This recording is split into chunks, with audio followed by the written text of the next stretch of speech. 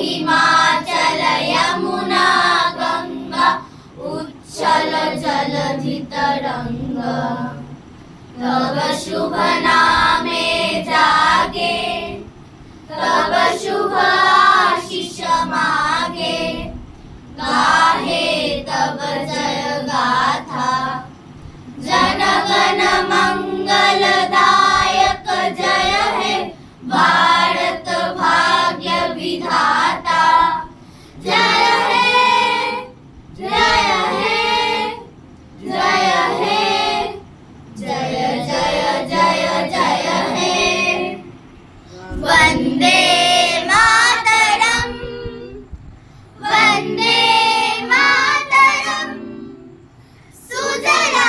सुजलाम सुफलाम मलयज शीतलाम शस्य श्यामलां मातरं वन्दे मातरं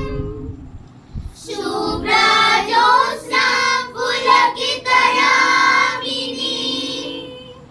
फुल्लकुसुमिता सुमधुरशोभिनी सुहासिनी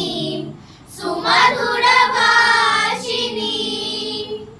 सुखदां वरदां मातरं वन्दे मातरं वन्दे मातरं वन्दे मातरं ধনধান্য পুষ্প ভরা আমাদের এই বসুন্ধরা তাহার মাঝে আছে দেশের সকল দেশের সেরা ও সে স্বপ্ন দিয়ে তৈরি সে দেশ স্মৃতি দিয়ে ঘেরা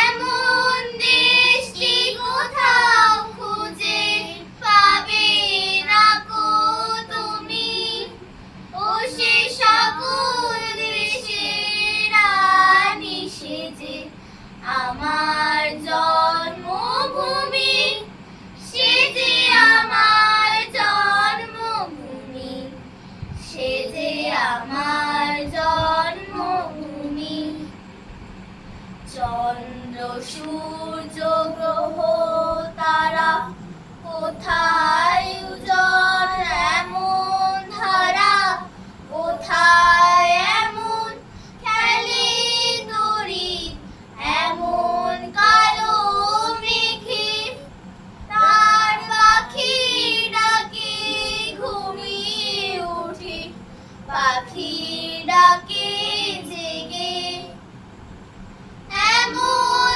দেশটি কোথাও খুঁজে পাবে না কো তুমি ও সে সকল দেশের রানী সেজে আমার জন্মভূমি সেজে আমার জন্মভূমি সেজে আমার জন্মভূমি এত স্নিগ্ধ নদী তাহার কোথায় এমন ধুলো পাহাড় কোথায় এমন হরেক ক্ষেত আকাশ কালে মিশে